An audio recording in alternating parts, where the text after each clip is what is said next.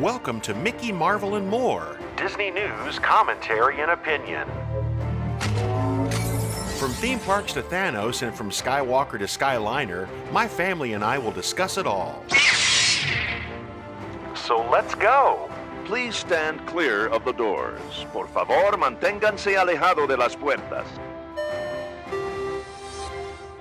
Hello, Mark here, and welcome to another episode of Mickey, Marvel, and More. Thanks so much for joining us. If you're a long-time listener, welcome back. If you're a first-time listener, welcome to our little virtual family. And if you are a first-time listener, you picked a great episode to start with because this is Mickey, Marvel, and More's first ever Disney Cruise Line trip report. Thank you. We had a fantastic, although incredibly short trip over Parker's fall break. We really wanted to do another boots on the ground style trip report, or I guess in this case, it would be boots on deck. But the cruise was so incredibly short, we just didn't want to waste a second while we were on board our very first cruise on the Disney Wish. Hopefully, the next cruise we take will be a lot longer and we can do some recording while we're on the ship. As is the case for most of our trip reports, we will be dedicating this entire episode to the first part of our Halloween on the High Seas Disney Cruise Line trip report. So let's get to it.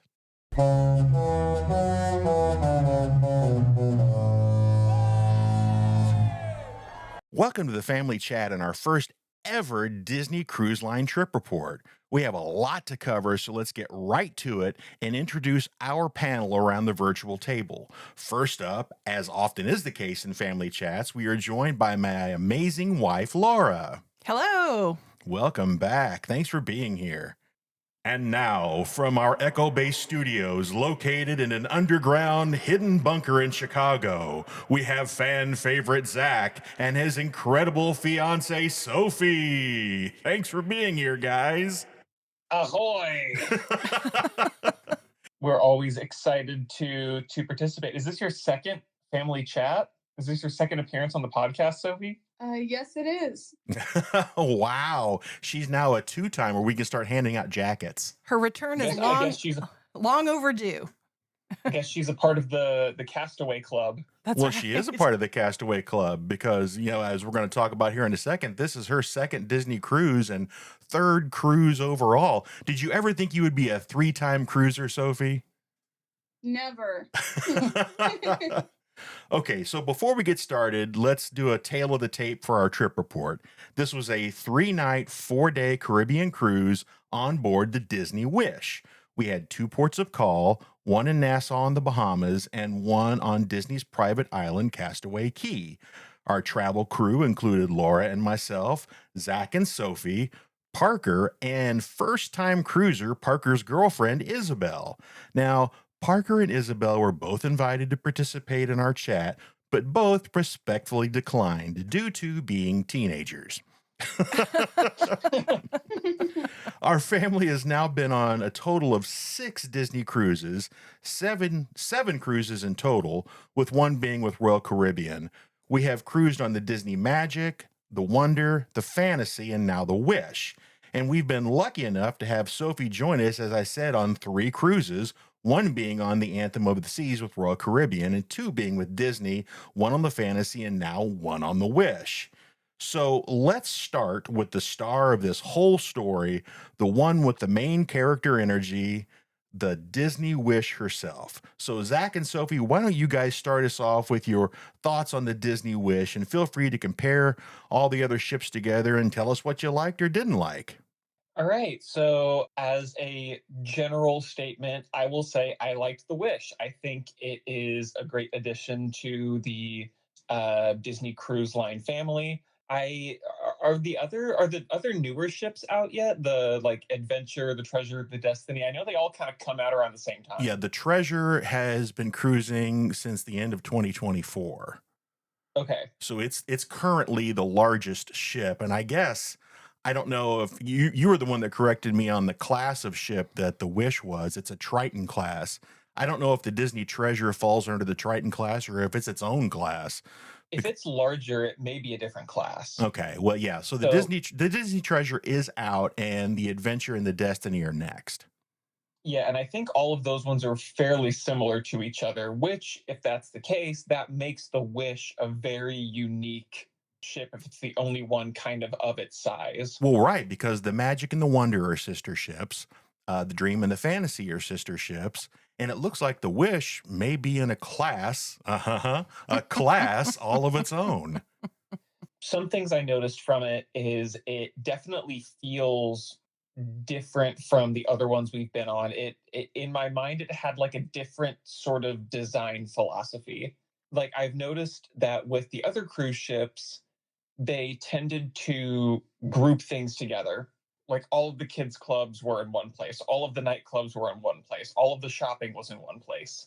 With the Wish, I felt like things were spread out a lot more, and there were and like we talked about this a lot while we were on the boat, but there seemed to be more of like everything, but what was there was smaller, so that way they could fit in more. Yeah. Right. They had more shops, they had more clubs, they had more lounges, but they were just smaller in size.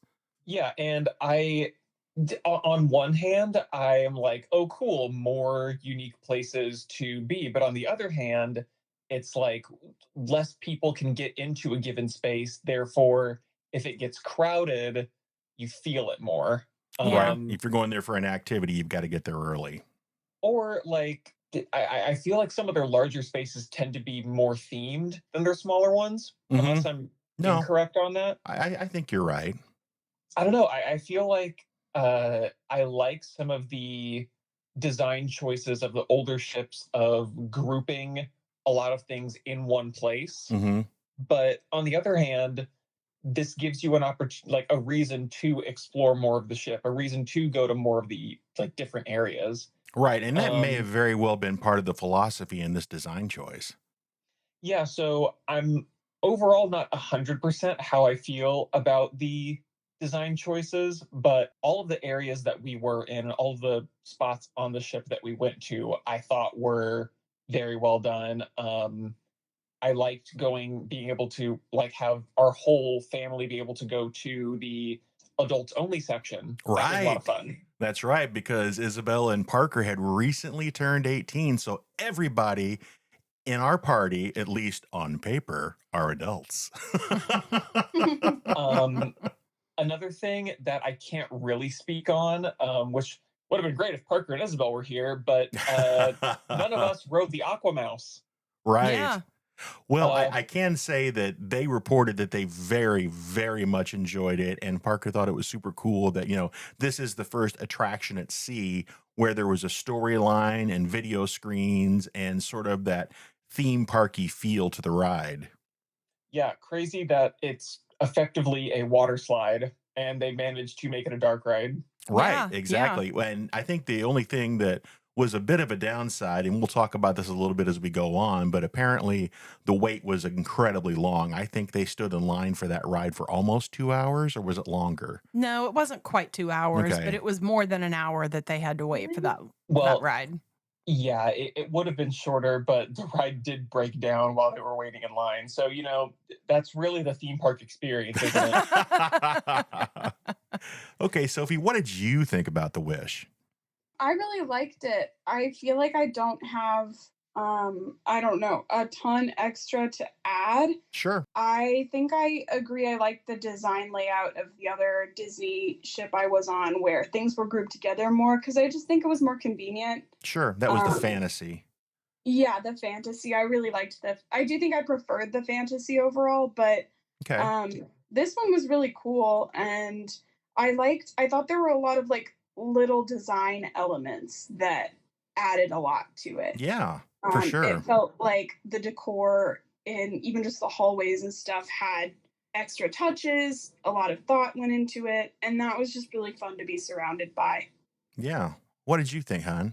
I agree with everything that Zach and Sophie have said. I think that overall, The Wish seemed like it was a little more intimate in its design Right. than some of the other ships that we've been on that have focused, I felt like, more on grandeur Hmm. and more like big spaces and big touches. This one felt more intimate, and I completely agree with Sophie. There were a lot of little things to look at, a lot of little details that were meaningful, that Hmm. were a lot of fun to identify and figure out what they were. Yeah, I think I agree with everybody for sure. I really do feel that it did have a more intimate feel, which is interesting because it's a much larger ship than the other Disney ships we've been on at this point. And the Treasure apparently is even bigger than this one. But even the Grand Hall, the main lobby where you enter the ship, it felt a little smaller than even the Magic and the Wonder. Yeah. And Yeah, I think so. yeah, and I think that it may very well have been a design choice Hmm. that they wanted to make it feel more intimate, I guess. I was a little surprised that the Grand Hall was smaller. Hmm. The other locations I kind of get. I knew what they were going for. They wanted to have way more spaces so they could spread the crowds out. That makes total sense to me. But I just felt the main entrance area, while very, very pretty, and that's another thing about this ship. I think this ship in general was so very well appointed, and every area, just like you guys had said, it had little touches and there were just little flares here and there. And the theme of the ship was themed around a lot of it around Cinderella because Yeah. she was the main statue in the Grand Hall. I guess it's the Grand Hall. I'm not exactly sure what they call Yes. it, Right. but yeah, I feel like that it just had a much smaller feel in the Grand Hall, which was a little not what I expected. But overall, I think the ship was very pretty. I think that I enjoyed this layout. I liked the idea of more spaces to choose from and more reasons to explore the ship. And the other thing was, it was just such a super fast cruise. It felt like it went so fast, and there were so many things that I felt like I wanted to do, and I felt I was pressuring myself to try to do everything, and we just couldn't get to it, which is an excuse to go back again, of course. Yeah, I'm not sure that we've ever done a cruise this short No, before. we have not. And now I know why. Because if there was anything that I was disappointed by on this cruise, and I really wasn't disappointed by much, it was just that it was way too short. Yeah, And I mean, felt like just about the time that I got there and got acclimated, it was time to go home. right, because it's billed as a 3-night, 4-day cruise. But once you get on the ship and then you get boarded, and then the day you leave, you're off the boat by 9 o'clock. In essence, it really is a 3-day, 3-night cruise, and almost 2 3/4 days. Yeah, it goes by fast. It does go by super fast. So let's talk about some of the things we did on the ship. Let's talk about the one thing that Disney touts over all other things about their ships is the world-class Broadway style entertainment and shows. So first up was the Little Mermaid adaptation. So Laura, why don't you go first and tell us what you thought about the entertainment in general and the Little Mermaid show in particular? Sure. So, in keeping with most of the Disney ships that we've been on, the Grand Theater, the Walt Disney Theater, where these Broadway style shows are performed, is a beautiful state of the art theater. So it's a great theater watching experience pretty much from the moment that you walk in the theater. The Little Mermaid show was no exception. It was kind of what you come to expect from your Disney Broadway style shows. They don't do it beat for beat like the Voyage of the Little Mermaid show that's in the theme parks. It's not done the same way as the Little Mermaid show that is on Broadway and touring the company or the country. They sort of do their own spin on it, but it's great. I mean, terrific talent, terrific special effects, neat costumes and sets. I don't know that you can ask for too much more in a 1-hour Broadway style musical. Right. Yeah, and this was clearly I'll give my comments here. This was clearly their highlight show. This was their newest show. This is the one I think that they have been promoting in a lot of their material. And I've got to say, I thought it delivered. I thought it was a really good show. I thought it was well sung. I thought that it was an interesting choice they made at the beginning, to bring it, bring all the parts out of a chest like they were putting on a show. That was a lot of fun. But Sophie had a little interesting take that I hadn't considered. So, Sophie, do you want to share what your take was with the Little Mermaid show? It was now. Sure. It wasn't. I don't think it was a nitpick, and I think this is a comment you made in general about a lot of Disney productions recently. Yes. So I think, and again, the show was very well performed. I think all of the performers were fantastic. The vocals were fantastic. I thought there were some standout roles. I thought Ursula in particular was she Yep. was she she stole was the great. show. It Yeah. was great. So I'm not trying to complain about any of that stuff, but on a, I don't know, broader level, I have not been a fan of the live action Disney project. Mhm. And I think a lot of it has this sort of ethos around correcting perceived wrongs of Right. Disney's past. I didn't need it to be shot for shot, like, trying to do Right. the movie exactly. That's not what I wanted, but I didn't love that it seemed to draw most of its inspiration in terms of like the actual storytelling from the live action movie, because a lot of it felt very like shallow feminist, like I don't need Right. a man to save me or whatever. And it's just these tired critiques of Disney that I feel like Disney doesn't need to engage with, and they do anyway. And there were too many moments where they were like correcting things that people have made nitpicky comments about the original animated movie. Like, Yeah. It felt like Yeah. it was trying to please too many people, and in the process, perhaps pleasing none. yeah, A I little just bit of found that. Yes, I just find it annoying. But I mean, that particularly gets on my nerves, and I'm biased against it. So Well, essentially, the show ends with her not needing to be saved. Yeah, self-rescuing princess. well, yeah, and they state outright, like Ariel in the show says, like, I don't. It's not just Prince Eric. I want to see the human world, and it's like that was always the case. We already know that. It's obvious in the animated movie. Like, it's not that she's just going there because she fell in love with a man or whatever. She also loves the world. She has a whole song about it. Right. So I'm like, you don't have to state it outright. It's kind of this like dumbing down for the audience that Yeah, the change bugs me. right. The change to the plot, I think my comment when the show was over was, well, Prince Eric was absolutely unnecessary to this story. Why was he even here? Yeah. What'd you think, Zach, about The Little Mermaid? I mean, yeah, I also thought it was, the kind of high caliber Broadway style performance at sea you expect. I want to say we've seen them do a version of The Little Mermaid on a cruise in the past, but this is clearly a reinvented version of it. Like it Yeah. is. I think you're right. It felt very new. It felt very updated. I don't know. I thought it was a very good production, but as someone who is also fairly familiar with the original animated Little Mermaid, those little changes they did, like it stuck out to me. It didn't feel as like, I don't know, cohesively baked into the rest of the narrative, Yeah. and maybe that's just because I am more familiar with the original, and so whenever there is something new, I'm like, wait, I recognize that, or I recognize that in it not existing before. Right. I mean, even Um, the costuming was a tribute to the live action film. Yeah, but I mean, nitpicks aside, it does a very good job at being what it is. Yeah, it's a very good, high quality, high caliber show. It was just, they made some interesting choices with the script itself, which Yeah. I don't know that I necessarily agree or disagree with, but I don't know that it was necessary. They wanted to just change it up, I suppose.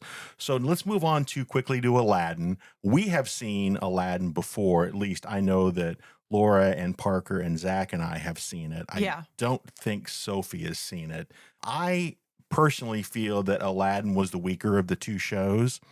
And it's interesting because it's the exact same cast of people because Mhm. they don't have two completely different casts. I just felt our previous version of Aladdin, which in general sticks more true to the original animated film Yeah, than the version of The Little Mermaid that we saw. But I think the crux of this story for me is the genie wasn't as funny. I The genie agree. wasn't as good. That very first time, the genie we had, he was a scene stealing, scenery eating, absolutely hilarious version. He wasn't Robin Williams. He made it his own, and it was really, really good. And I think that this particular version of the musical, this shortened 1 hour version they have on the Disney cruise ships, lives and dies by the genie. And I think this show died by the genie. What do you think, hon? I agree. I felt like this genie, I felt like in general, the whole show sort of lacked energy. Mm-hmm. I felt like the genie was kind of walking through the genie motions. I felt like Aladdin even was a little low energy. Yeah. So I just wanted more energy from those two characters to drive the story along. So yeah, I agree. I did not enjoy it either as much as The Little Mermaid or as much as the same version of this show that we saw on a prior cruise. I agree. So, what does our Chicago contingent think? I did not care for the bird song. For Yeah, those, the one about Jasmine singing "To Be Free Like the Bird." Yeah. Oh yeah. that the one major change that they made for people that are unfamiliar is this version of this hour-long version they have on the Disney cruise ships added an extra song for the character of Jasmine, and probably just for the actor to have a chance to sing a song by themselves, because Aladdin as a show is definitely Aladdin focused and always has been, the animated version, and the female co-lead never got a song. Mhm. So they gave her a song, but the song they gave drains the energy from the room, in my opinion. Yeah. And it's interesting because I know the live action version of Aladdin, Jasmine also gets a song, but these are not this these are two different songs. I'm pretty sure. Does she Yeah, have more than one song in the live action movie though? No, she still only has her one song, but I may be totally incorrect on this. I have not seen live action Aladdin, but I don't think she has the same song in the live action version as she does in the musical adaptation we saw on the boat, which I don't know, is just interesting to me. It's likely because, these were developed at entirely different times. sure. Yeah, so it's just, but regardless, it's still interesting to me that, one didn't borrow that song from the other, Right. that like they're still both like two unique editions. Yeah, I know that. So like Aladdin is obviously a more comedy oriented story, Sure. like Mhm. the animated movie is, and a lot of that, has to do with the genie character. So yeah, when the genie isn't as strong in this version, the show itself ends up coming out, I don't know, a little more awkward. Mhm. I think it definitely fell flat in that regard, and it wasn't because the cast isn't good. It was just interesting that how low energy this guy was. I don't remember which character he played in the Little Mermaid show, but he was so low energy that it really felt like it was missing that little bit of magic that really kicked it up a notch. What'd you think, Sophie? I don't think I disliked it as, or I don't know, had as many issues with it, but I also, I mean, I mostly agree with everything you Hmm. said. I didn't love the genie, and I also think that it had a similar issue to The Little Mermaid, in that they're just trying to correct too many things about Aladdin, like give Jasmine her freedom or whatever. And it's like, I don't think Jasmine was ever a passive character. She You know, wasn't. in the original, she's not. So it seems odd that they're like, oh, we have to correct this. And I don't think it's anything wrong. There's anything wrong with it being Aladdin's story primarily. No, because the You know, you show don't. is called Aladdin. Yeah, and so I think It's a Disney adding. Prince movie. Yeah. Yeah, and I think adding so much for Jasmine in an already short production really distracts from Aladdin's story. Then you're like, I don't know. Yeah. I That think felt odd. I think I I do agree. think A Whole New World was great. Yes. That number was fantastic. The special effects and everything they were doing was Yep. really good. I think the leads had good chemistry during that number, and I also think they both like performed very well. I almost feel like Aladdin had more energy for that. I wonder if it's just they know it's such an important number, or Yeah. they have it so down pat. I don't know. And Right. Friend Like Me is also built for a Broadway stage. Like Right. that song. Yeah, that production was really good too because they had all of the genie chorus that was really cool. Yeah. It was just missing the fire of the genie. The whole show was for me. Other than that, I thought it was a fine show. It wasn't amazing.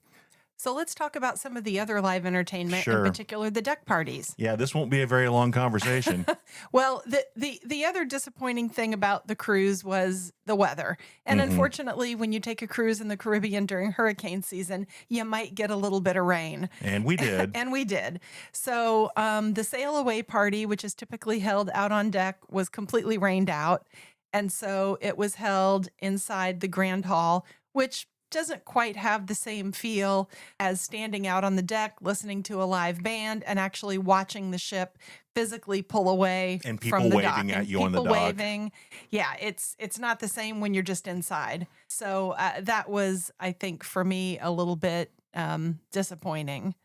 Yeah, I think that's pretty much going to be the key point to this section of the review Yeah. of the trip other report. two deck parties, Yeah. one was Pirate Night, one was the Halloween party. They also got rain and so were cut short Right. and had sort of abbreviated versions. I don't know if we want to talk in a little more detail about what those parties involved, but the Pirate Night party, typically you have your pirate band that comes out. So you've got live music, you've got dancing, you've got sometimes the pirates are Jack sort of Sparrow appears up Yes. above and swings across the deck, and of course that couldn't happen. right, people swinging on ropes, as they're boarding, swashbuckling. Yes, all the swashbuckling was cut out for this one. We did still get the fireworks at sea, which is fun, but it was raining, so you had to kind of decide if you wanted to stand in the rain to watch the fireworks or go try to watch them through a window, which, was not a great Kind of like watching them on option. TV. And then the Halloween party, frankly, I felt like was kind of a big mess. That's when it hit me how crowded the ship It was extremely crowded, as opposed to trick-or-treat stations, which they typically would set up around both the lower and upper deck. They just had one station where you went and grabbed a bag of candy and then went back inside.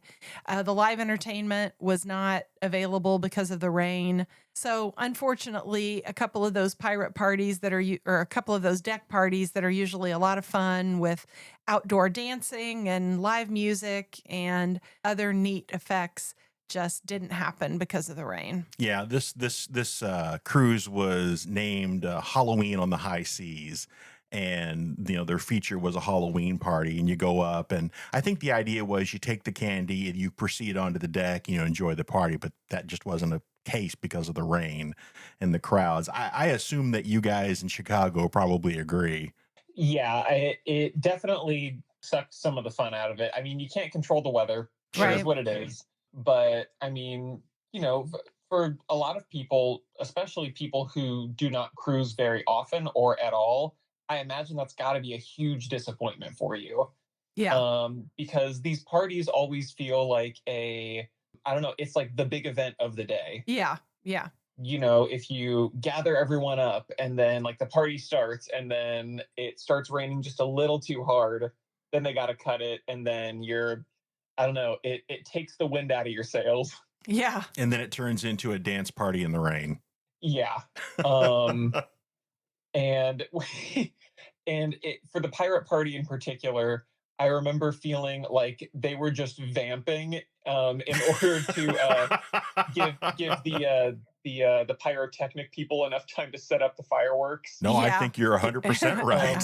Because it really had that energy of like the fireworks will still go on. Yeah. Right. Because Disney loves to make a big deal about how they're the only cruise line at sea to do fireworks. Which is true. And so they were like, I don't know, we will stop at nothing. We will make sure these fireworks happen. And I will say, watching fireworks at sea with the Pirates of the Caribbean soundtrack playing was pretty great. Even though it was raining, It's definitely a vibe. it was still pretty great. And I was certainly disappointed because we've never done a Halloween cruise before, so I was a little disappointed that the Halloween party basically didn't happen at all. Yeah.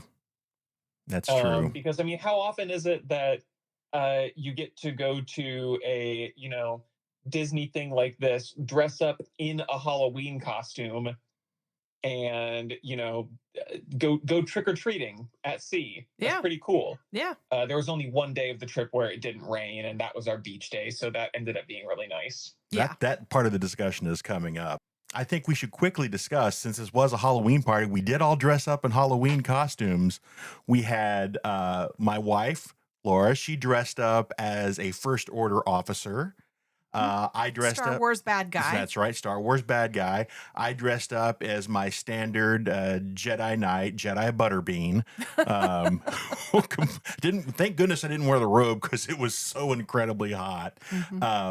Parker and Isabel did a tandem Padme and Anakin. He dressed up as Anakin from episode 3, and she dressed up as Padme from episode 2. But we were all Star Wars / Disney. Our Chicago contingent, they stole the show, though. Yeah. What did you guys dress up as? So we were feeling a bit nostalgic. Sure. So we went as like animated heroes from our childhood. That's the way that Zach has chosen to make it unified.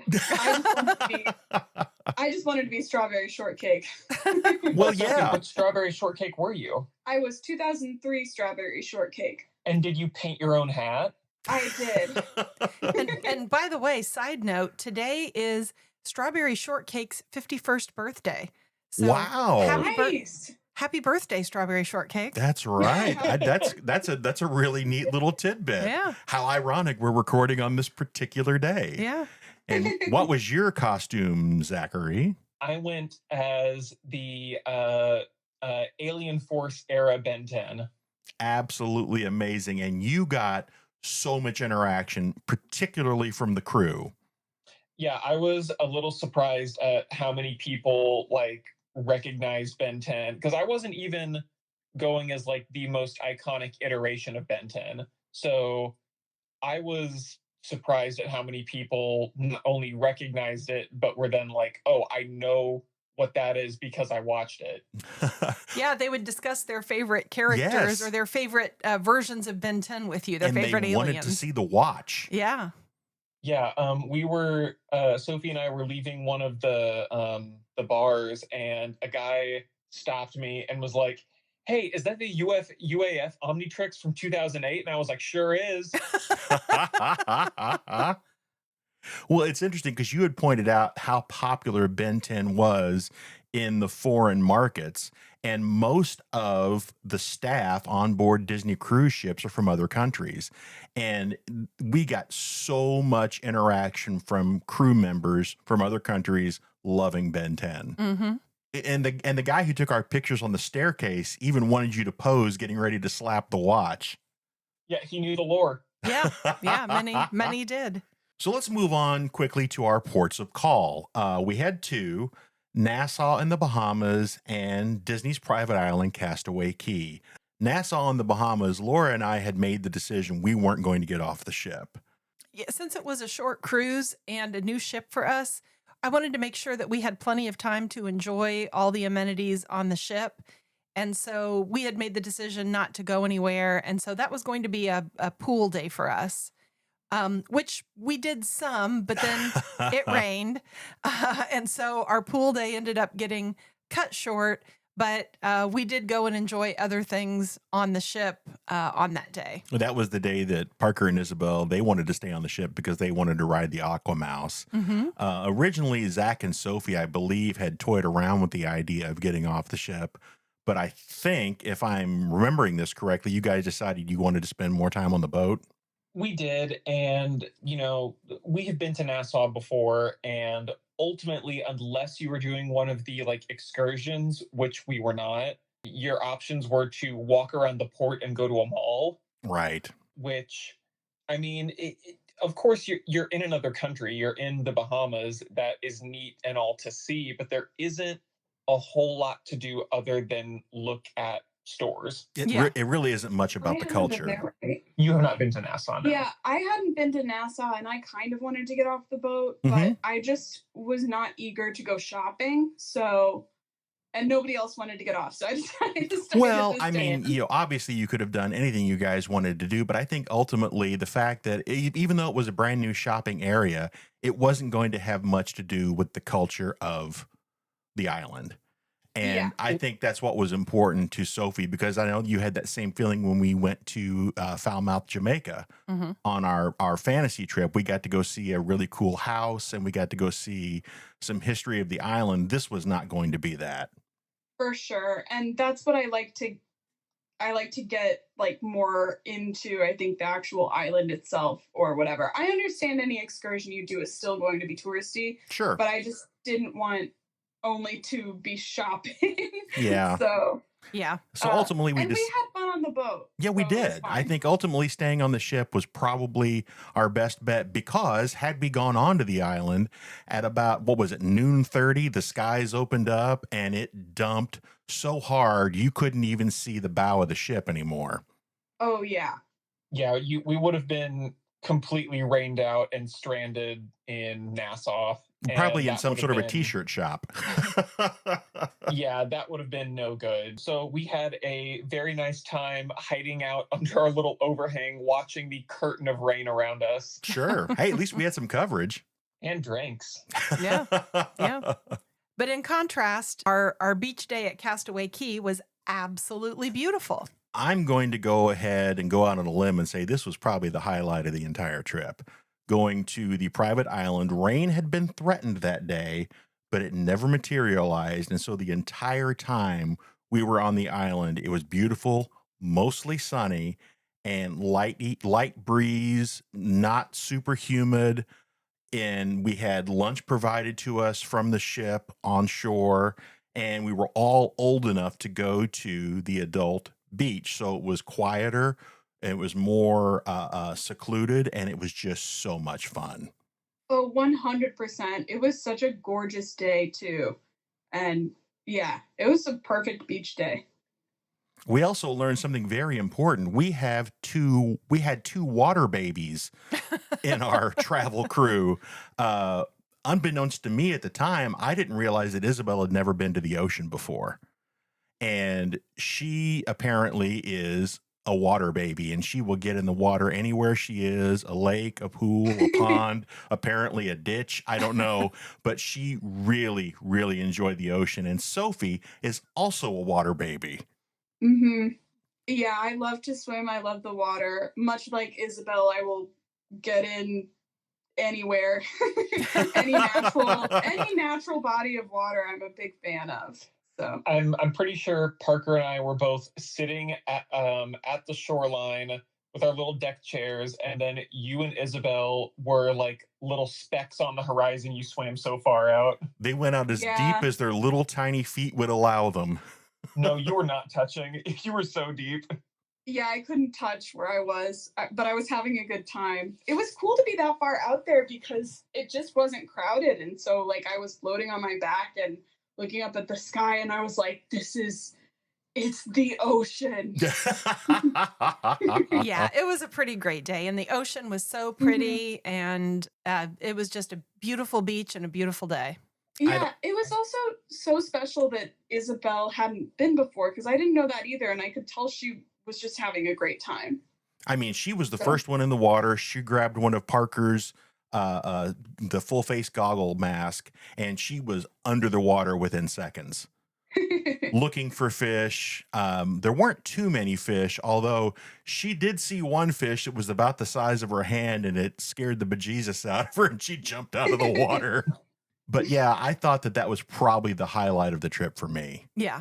All right, so let's move on to another shipboard activity that our family often participates in. We can talk about this rather quickly. You don't have to get too deep into it, but it was onboard trivia. Star Wars trivia, Marvel trivia.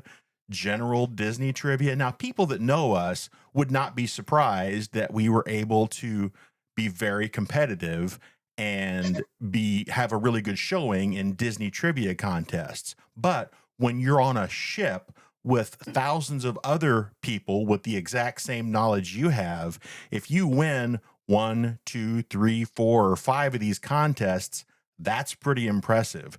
And so we'll go to Zach for the medal count on this one.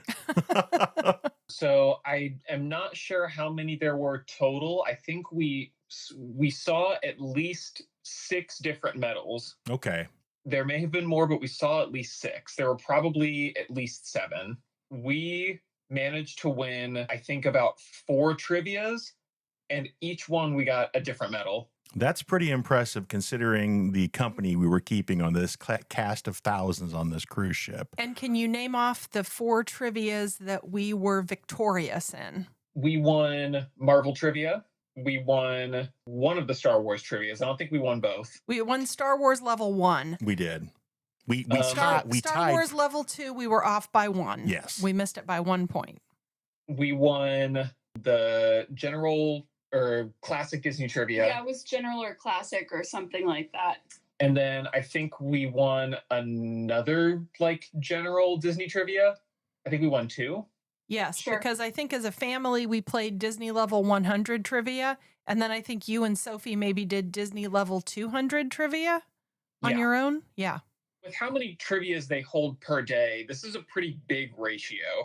Yeah. And I have to say we had a pretty good showing also in 80s music trivia. I mean, we got a 40 out of 40. It went to the tiebreaker with 2 other teams. Which is how long a particular song was. Right. And I just wasn't familiar with Not a that clue. song. So we lost Well, the even- tiebreaker. Even though we only officially won, I think, about 4 trivia. We may have won more than that, but we at least won 4. We still tied or came in second place for a lot of them. Yeah, I think a lot of those were moral victories. Right. It was most of them. Right. Yeah. Most of them we were finalists. I got to say, not to brag, but we did pretty good. As the trivia, as the medals say, winner. That's right. No, when they said there were like multiple different ones to collect, it was all over for me. It became a different game. Zach is very proud of the things that he knows, and the things that he knows, he feels like he knows them well. One of those is, Disney trivia, Star Wars trivia, Marvel trivia in particular, the weather, and dinosaurs. All of these things are things that he knows a ton about, and so he puts a lot of pressure on himself to do extraordinarily well. So talking about the trivia wraps up the first part of our Disney Cruise Line trip report. So join us for the next episode's Family Chat to talk all about the lounges and the bars and all of the dining we experienced aboard our Disney Cruise Line trip.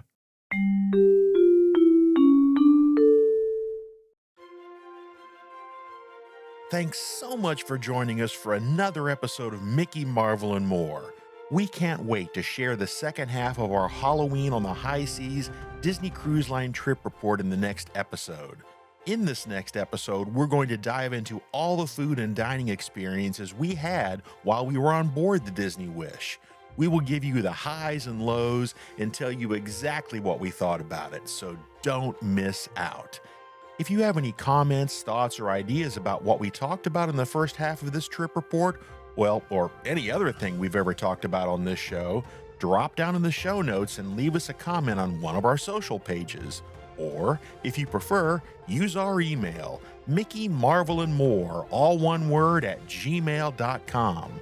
And maybe tell us about one of your experiences with the Disney Cruise Line. We would love to hear from you. As always, if you enjoyed this episode, my name is Mark, and this has been Mickey, Marvel, and More. If you didn't, who am I kidding? Of course you did, because we're talking all about our Disney Cruise Line Halloween on the High Seas trip.